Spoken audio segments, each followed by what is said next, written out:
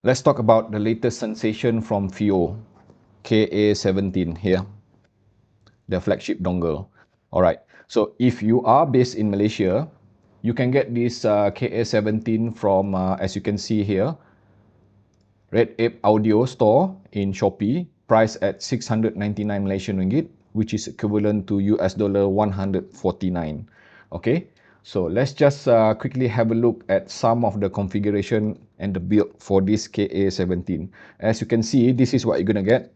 Okay, the box itself, and inside the box, obviously, the dongle itself here, nice looking dongle, kind of a bit big, okay, for a typical dongle. And of course, you also get this thin looking USB C to C cable. I wish it is a bit thicker. And thankfully, I am super happy that they also include this very nice looking leather case. Nice, right? And they also include USB-C to A, just in case you need to connect it to your computer. All right, talking about the spec and the configuration, I will not dig too much into the details, but essentially what we are looking at an advanced dongle here. Okay, you can read the full details from FiiO website. Obviously, they did a great job explaining what you're going to get inside. But essentially, what we are looking at is an implementation of the latest ESS Sabre dual ES9069Q. And the most interesting thing, or perhaps one of the most important component of this KA17 is it is also equipped with this advanced balanced THX AAA 78 plus amplifier. Okay, so that is definitely advanced. And being one of the higher end ESS Sabre DAC, you're gonna get higher resolution at 768 kilohertz, 32-bit, very high, and DSD 512, definitely impressive. Okay, another selling factor or the key element for this KA17 is power. You see that? This thing is super impressive. And I think this is the second dongle which boasts that kind of high power, aside from i5 Goba, of course, rated at 650 milliwatt of power per channel at 32 ohm from the balance port, and even a very impressive 270 milliwatt of power per channel from the single-ended. Okay, and to my knowledge, I would assume that the implementation of this KA17 is rated at 4 VRMS from the balance and 2 VRMS from the single-ended, but I have no way of confirming it. Okay, and signal to noise ratio. Now, this is kind of a bit interesting. I wasn't able to find the exact rating for SNR for this KA17, but they do list something which is slightly different, which is DNR, Dynamic Range Ratio, and it is listed as 130 dB. So from what research I have done so far, it is pretty much an indication that if you get anything above 120 dB of DNR, then you can expect a very silent dongle. And true indeed, I can confirm, at least for now, that this is, despite being very powerful, it is also very silent, no floor noises, okay? And another key element, independent volume adjustment. I totally love it. And this is, I would talk a bit more on this afterward. As you can see here, I already mentioned this is an impressive looking dongle, CNC machine, very premium built, aluminum. And these are the 4.4mm balance port, 3.5mm single-ended, which also serve as SPDIF digital, just in case if you need it. And this here, independent volume adjustment, okay, configurable. And also this very nice action or function button. And this very interesting button here, which is designated as desktop mode. Also, KA17 has something special here. Have a look at that. Okay. And this is USB Type-C, specifically designed for power, because data feed coming from your host would be done from this side. Okay, so let's just get it connected. And for the purpose of this review, obviously I'm not going to use this flimsy cable here because it is only suitable for mobile phone. I'm just going to attach it to my PC, which is running on PD 3.0, USB 3.0, and using this MagTem cable, okay? So I'm just going to attach it, and this is how it looks like. All right. Also, please, if you haven't updated the firmware, FiiO have just released earlier today the latest firmware for this KA17, which will address so many issues, and you can check it at the end of this video. Alright, so now it is power up, as you can see here. Alright, very nice looking LED screen here, dot matrix.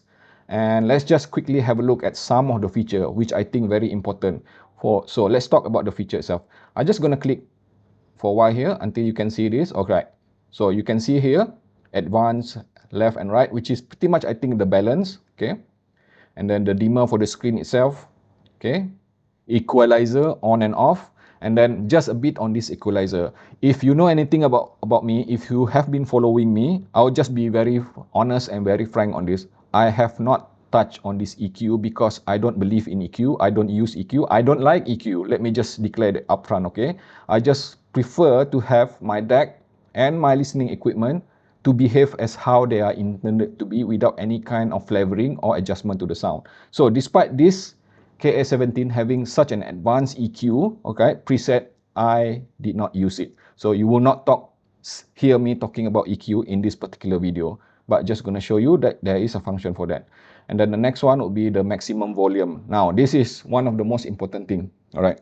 The volume step offer are between 120 to 60. Okay, so to me, it is always better to set to 120 because it will give you finer step between volume changes. So you're gonna get something which is more refined than 100 step. Okay, and then let's go next. You can output this using the 3.5 mm single-ended hair as SPDIF just in case you need to feed to an external DAC. Okay, which means that now this KA17 will serve only as a transport. And of course, the most important aspect for me is the gain. So this KA17 offer high and low gain. Okay, I am almost exclusively always on high gain because I have so many things which are very hard to drive. But if you have highly sensitive IM which are mostly under 16 ohm, probably it would be better to use low gain. Okay, and then the next one, let's talk about filter. Okay, now this is important. This KA17 offer quite a lot of filter. And the rule of thumb, as always, with so many DAC amp right now offering so many filter option, I always insist that if you have something which is relatively bright, neutral, or fast sounding, it is always better to use slow filter. What it will do is that it will provide, introduce some sort of balance in a way that the attack, the pret, the rhythm of the sound itself will be balanced to a point that, it will be less aggressive and a bit more of smoothness to the way it presents the sound. It doesn't behave like an EQ, but it does impact the momentum of the sound itself. And if you have something which is relatively warm sounding, then perhaps you're gonna want to use this fast. Let's have a closer look at desktop mode.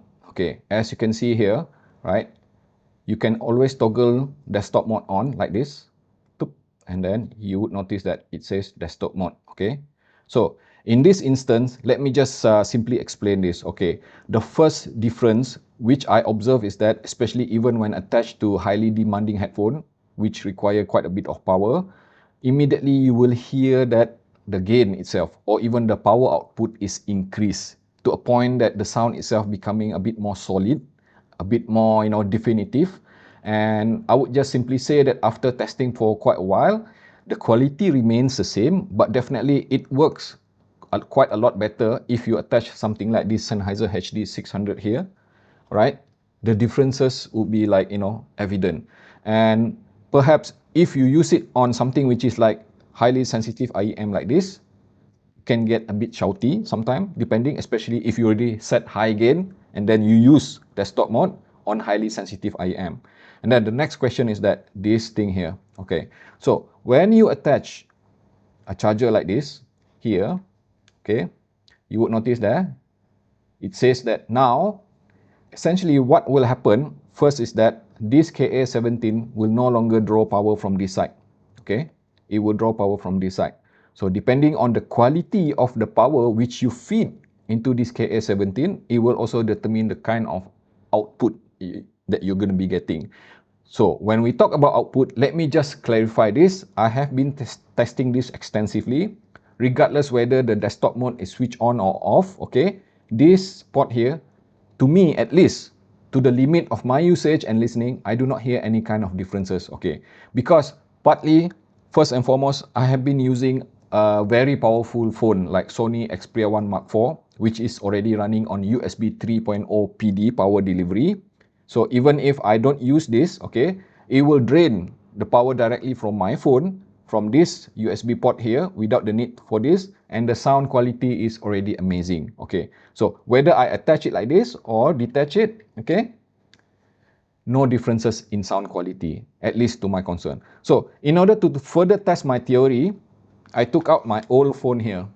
Okay, you see here? This is a very old Sony Xperia X Compact. Very, very old. 6 years older than my Sony Xperia Mark I. And it is running on the old USB 2.0. Okay, I did the same test. Again, I get consistent result.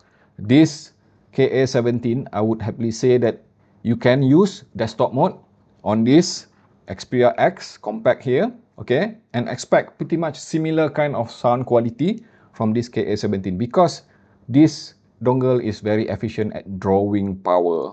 Okay, so when I attach it like that, I was kind of like expecting that this X Compact would behave better, but no, you know, it remains the same. It just simply means that this KA17 will no longer draw battery from this X Compact. So I get kind of a bit more mileage.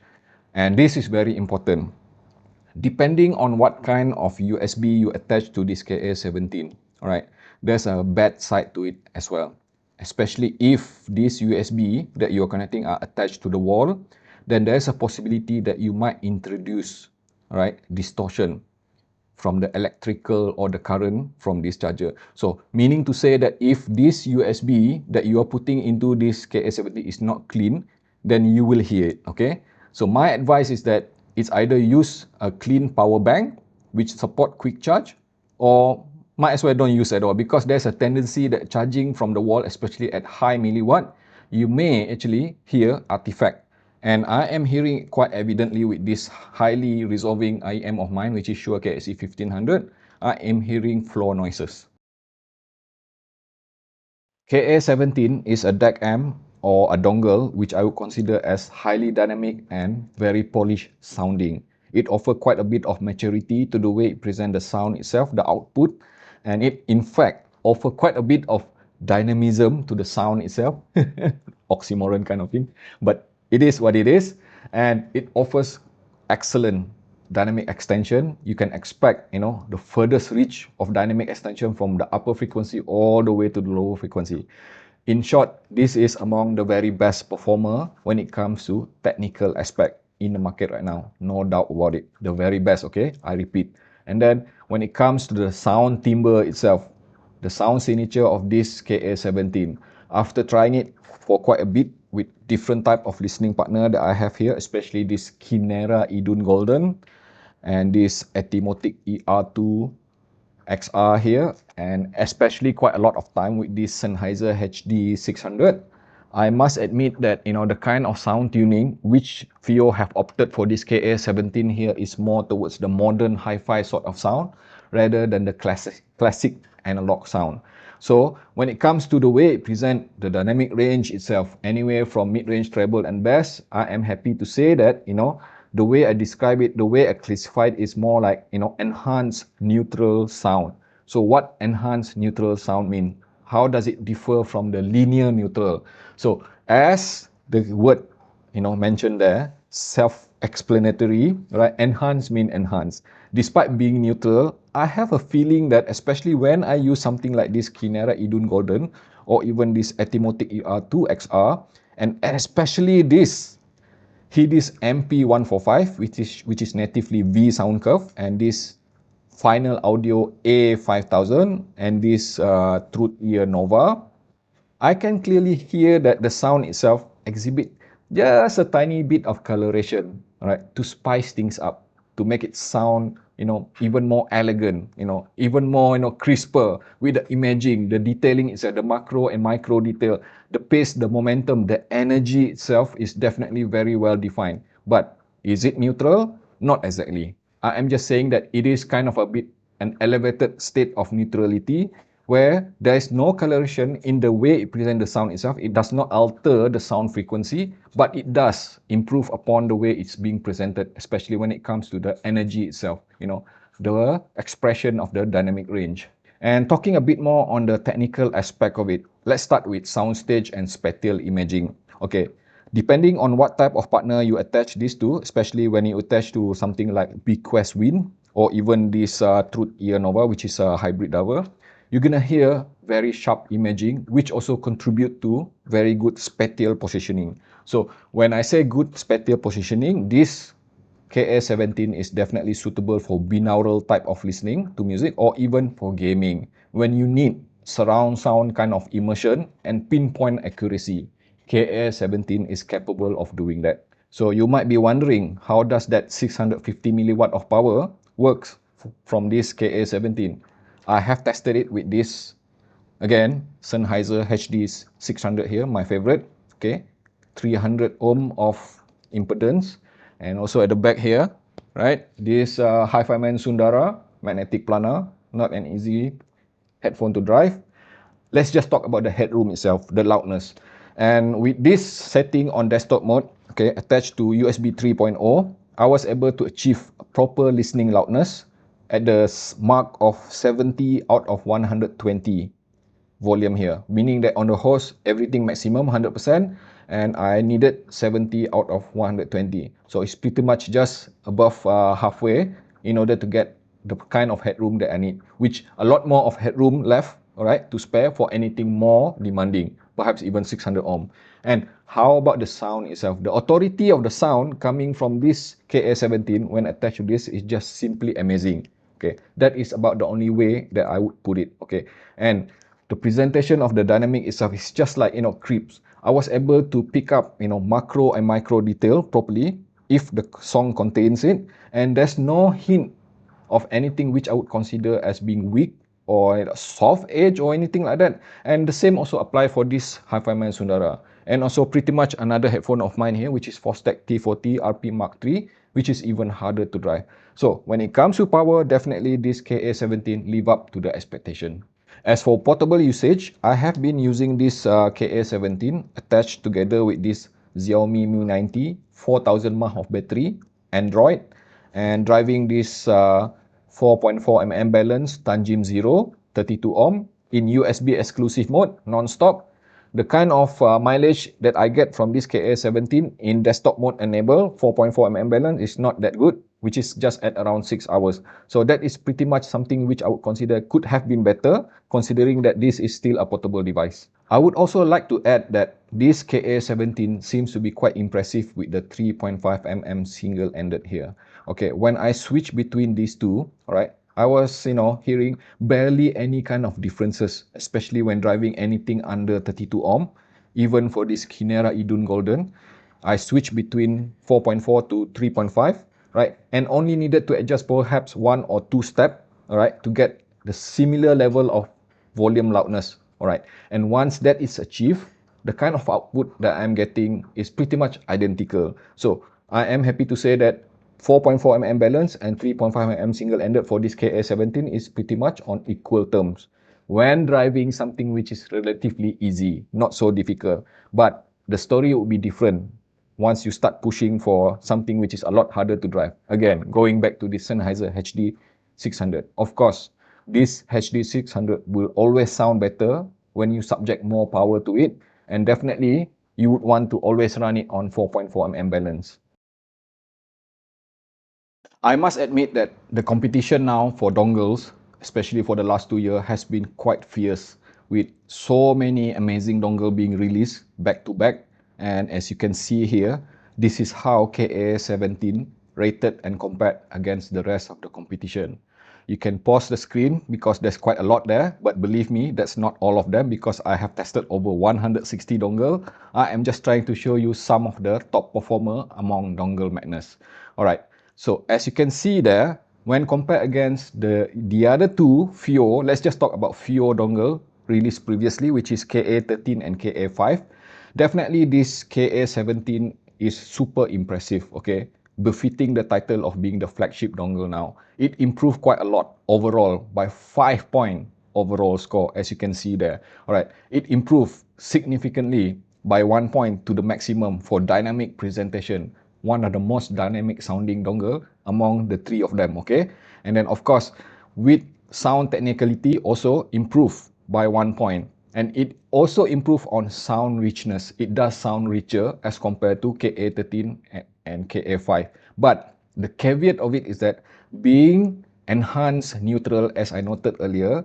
I would just simply say that if you prefer a bit more of transparency and less coloration, then I would say that KA13 and KA5 is less colored. Okay, this is a bit more enhanced and vibrant sounding. And when it comes to the rest of the setting there, or should I say characteristic rating for this KA17, is pretty much quite good when it comes to power. All three of them are already very good with power. As for my testing method, I have no issue at all. Definitely this is 10 out of 10 when it comes to power.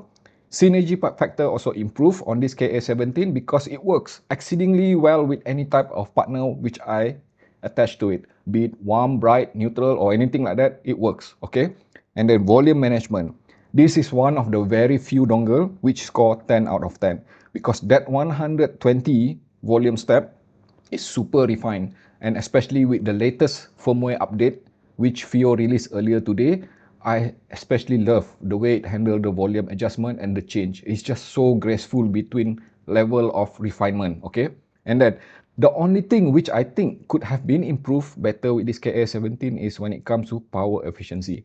Alright, so now let's just compare with the rest of the competition here. Let's just pick up one particular competition, alright, which literally score identical to this KA17, which I reviewed earlier, Shangling UA4. As you can see there, alright, they are pretty much identical when it comes to sound. Partly because, first and foremost, they share the same internal DAC, which is the ESS Saber, okay? And then, alright, when you look at the rest, it's pretty much almost the same, with an exception one thing. This KA17 definitely perform better when it comes to power delivery and control, okay? And also the sound timbre itself. I would even say that, between those two, they're pretty much similar in the way they present the timbre, but this is kind of a bit less aggressive with energy itself. With the way it presents the tonality, it is a bit more organic when compared to UA4. And then when compared with the rest of the competition, especially with my favorite here, something like this Heebie FC6, okay, I must say that this Heebie FC6 is still the champion when it comes to, if you prefer something which is a bit more classic with the way the sound is being presented. Analog sound, this is definitely the champion for analog sound. Where else the focus for this KA17 is more on being modern hi-fi sort of sound presentation. And the same applies also to the rest of the competition here. Let's just talk about Luxury&Precision W4 or even iBasso DC Elite. Okay, if you can see there, right, they are pretty much very close, but I would say that this KA17 is a bit more, again, like I say, enhanced when it comes to the way it presents the dynamic itself, as opposed to W4 and DC Elite offer a bit more of transparency with no hint of coloration at all throughout the entire dynamic range. Perhaps a bit more comparison against another two of FiiO product, which I really love, this Q15 here, alright, and also this FiiO BTR15. Both of them I really love, okay. When I compare the three of them, I in fact have taken some notes here, okay. Let me just try to recap to you what exactly I have written here, okay. And basically, after testing it extensively using this particular song here, which is from Alison Krauss, my favorite song, okay, and using this Sennheiser HD 600, driving all three of them at maximum setting, the highest gain and everything, okay, I must say that, when it comes to overall sound richness, analog being classic sound, okay, Q15 is definitely the best among all three of them, okay. It offers the kind of immersion factor when it comes to the balance of being musical and analytical at the same time. But when compared against this BTR15, right, everything else, pretty much I would say that KA17 have an upper hand slightly when it comes to technicalities, especially when it comes to imaging and resolution. It is a bit more crisper, all right, sharper, more well-defined when it comes to details and macro and micro details.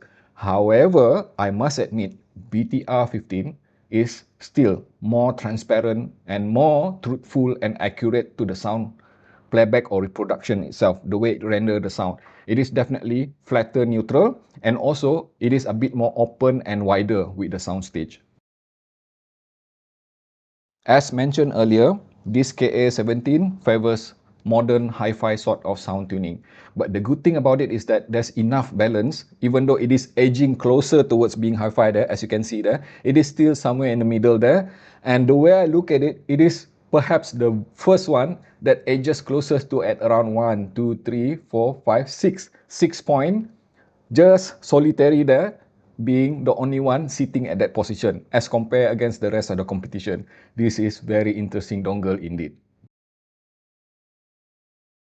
Just click to this page, the link I am providing in the description below, and you would be shown this page. Basically what you need to do is just click on the firmware link, and once downloaded, extract it out to a folder like this. Okay, so basically what you need to do next is that make sure that you have installed the USB driver, which is included in this package as well, and it will show you the current version of the attached dongle.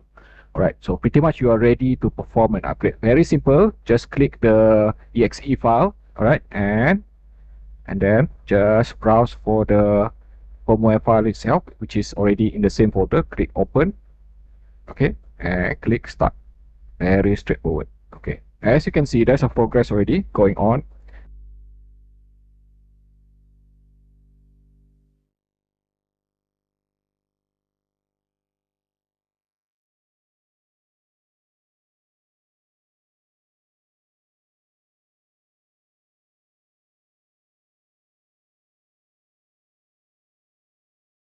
Okay, just click exit, then open up FiiO USB control here, and make sure that it is indeed updated now. Alright, so we are done. Congratulations, your FiiO KA17 is now updated.